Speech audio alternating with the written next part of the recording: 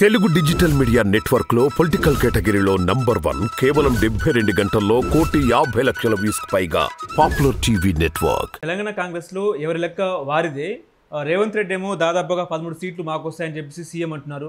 అదేవిధంగా అటు కిషన్ రెడ్డి ఏమో 12 సీట్లలో బీజేపీ గెలుస్తుందని ఆయన ధీమా వ్యక్తం చేస్తున్నారు.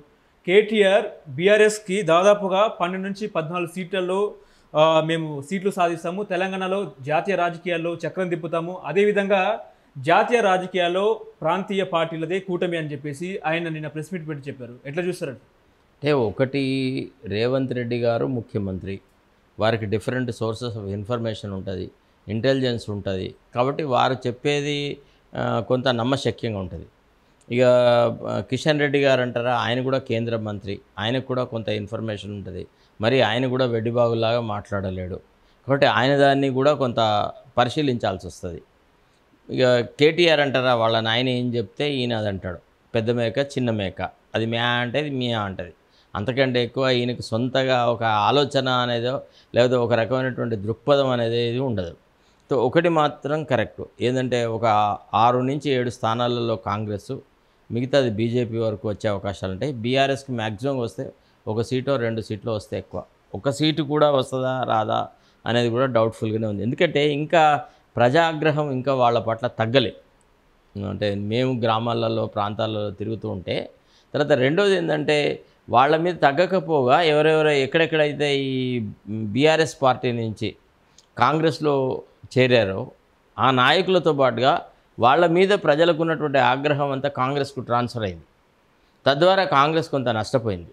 అంటే ఈ ఎన్నికల ముందు ఈ సంరంభం చేయాల్సింది కాదు, ఈ పార్టీ మార్పులను ప్రోత్సహించాల్సింది కాదు. చాలా చోట్ల బీఆర్ఎస్ వాళ్ళు కాంగ్రెస్ నేషనల్ మేనిఫెస్టోను చూపెట్టి, అక్కడ ఢిల్లీలోనేమో వీళ్ళు ఇది పార్టీ ఫిరాయింపుల చట్టానికి సవరణ తీసుకొచ్చేసేసి ఫిరాయింపులను ఆపుదామంటున్నారు.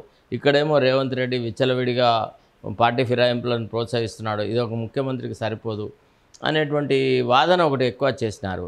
రెండోది, రైతు బంధు విషయంలో జరిగినటువంటి తాత్సారం కొంత ఆలస్యం అవడం, అది కూడా కొంత రైతుల ఆగ్రహానికి గురైంది. రెండోది, వడగళ్ళ వానలు పడుతుండే, సడన్గా పంట నష్టం జరుగుతుండే. తర్వాత మొట్టమొదటిసారి రైతు బందే చాలా ఆలస్యంగా ఇచ్చారు.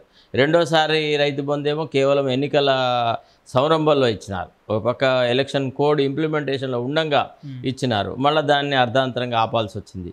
ఇవన్నీ చూస్తే అసలు రైతుల విషయంలో కూడా కాంగ్రెస్ ప్రభుత్వానికి అంత చిత్తశుద్ధి లేదు అని ఏదైతే బీఆర్ఎస్ తర్వాత ముఖ్యంగా కేసీఆర్ చేసినటువంటి వాదానికి ప్రజలు ఎక్కువగా ఆకర్షితులైనారేమో అన్న అనుమానం అయితే ఉంది. ఓకే, అంటే కేటీఆర్ నిన్న కొన్ని కామెంట్లు చేశారు.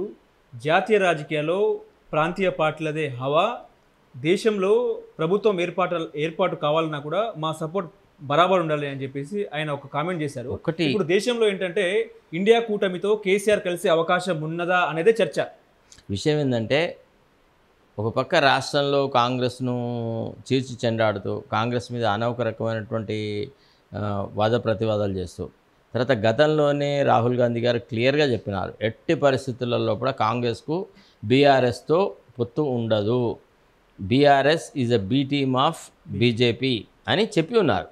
కాబట్టి కాంగ్రెస్లో అత్యధికంగా ప్రాధాన్యత గల వ్యక్తి రాహుల్ గాంధీ గారు. సో వారే ఆ మాట అన్న తర్వాత కేసీఆర్ జాయినింగ్ ఇండియా కూటమి అనేది లేదు, ఫస్ట్ పాయింట్, ఆ అవకాశాలు తక్కువ. రెండవది, ప్రాంతీయ పార్టీలు రోల్ ప్లే చేస్తాయనేది వాటి వాస్తవం. ఎట్లా అంటే, ఇప్పుడు బీహార్లో లాలూ ప్రసాద్ యాదవ్ వాళ్ళ పార్టీ కానీ, ఉత్తరప్రదేశ్లో అఖిలేష్ కానీ, లేదా ఢిల్లీలో కేజ్రీవాల్ కానీ, వీళ్ళ రోలు, తర్వాత మమతా బెనర్జీ రోలు, ఇవి దే ఆర్ దేర్ ఇండియా కూటమిలో వాళ్ళు చాలా ప్రధానమైనటువంటి భాగస్థులు, వాళ్ళ ప్రాధాన్యత ఉంటుంది. వాళ్ళ ప్రాధాన్యతని వీళ్ళు మాకొస్తుంది అని అనుకోవడం చాలా పొరపాటు.